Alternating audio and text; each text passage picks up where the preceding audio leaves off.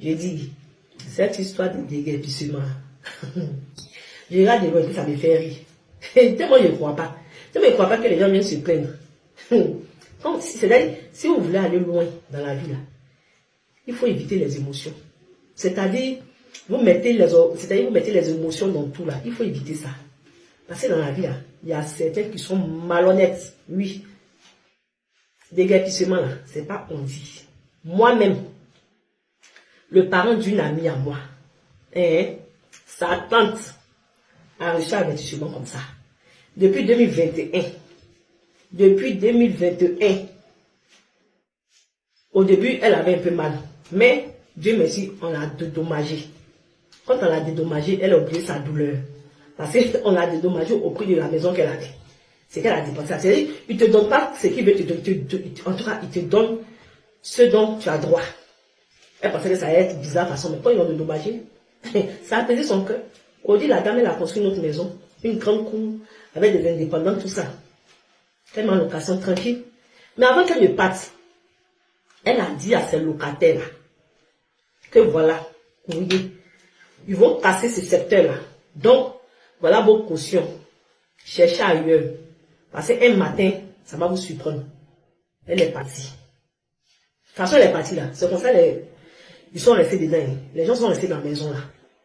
Que c'est devenu la maison, si c'est devenu comme c'est que sur la maison, c'est pour l'État maintenant.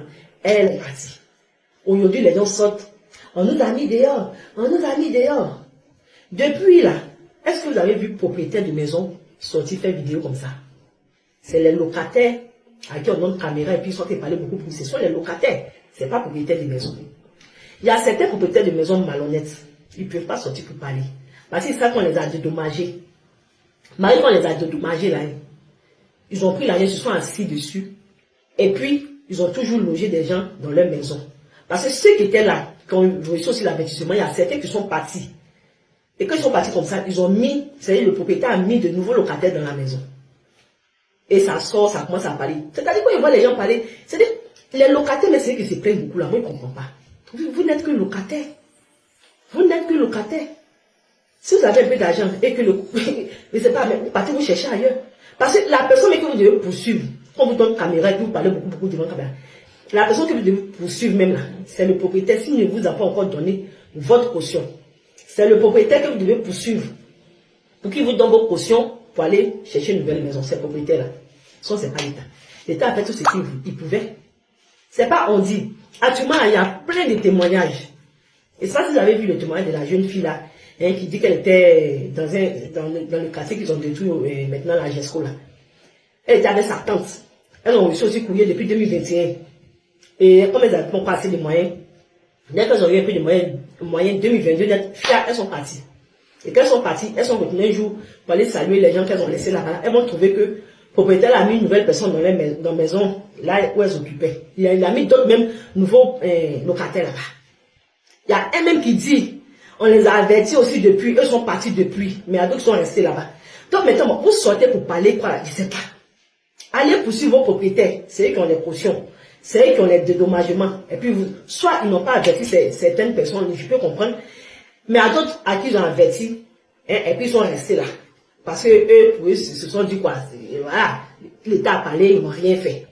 Quand vous-même vous regardez le quartier qu'elle a là, ça ressemble à quelque chose qui doit rester là. Un quartier comme ça même doit être détruit. On connaît ce qui se passe dans ce genre de quartier là. Et ce qui m'énerve, c'est que dans ce genre de quartier, tu vas voir qu'il y a un papa comme ça, qui a 5 femmes, avec 25 enfants. Ils sont dedans comme ça, coincés là-bas comme ça.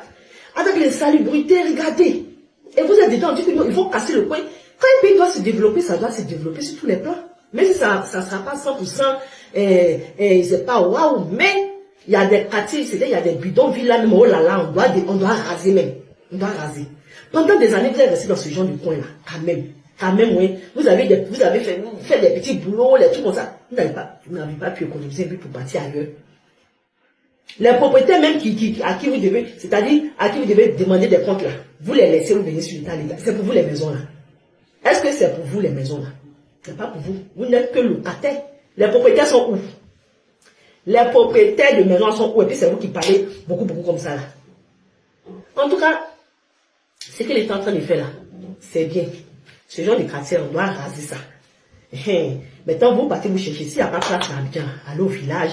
Ou bien, pour ceux qui ne sont pas, ils ne savent pas. En tout cas, cherchez-vous. Mais arrêtez d'emmerder les gens. Parce que ce que vous faites là, c'est méchant. Soit vous poursuivez vos propriétaires, soit vous prenez la décision de rentrer au village. Je ne sais pas, en tout cas, la décision vous appartient. Mais là, seulement, ils vont raser.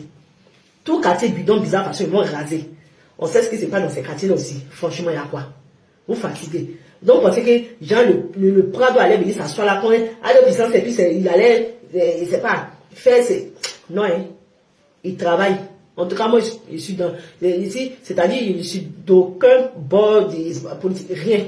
Moi, je suis du bord de celui qui va venir travailler. De celui qui va amener la paix.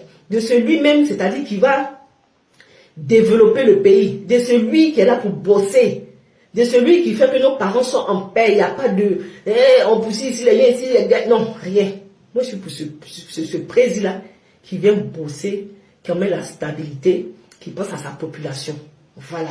Son pauvreté là, il y a même partout, on le sait. Mais quand c'est extrême comme ça là, il faut casser, il faut raser, et puis partir chercher ailleurs. Même école qu'ils ont détruit là. L'État ne peut pas se lever comme ça, puis détruire une école comme ça.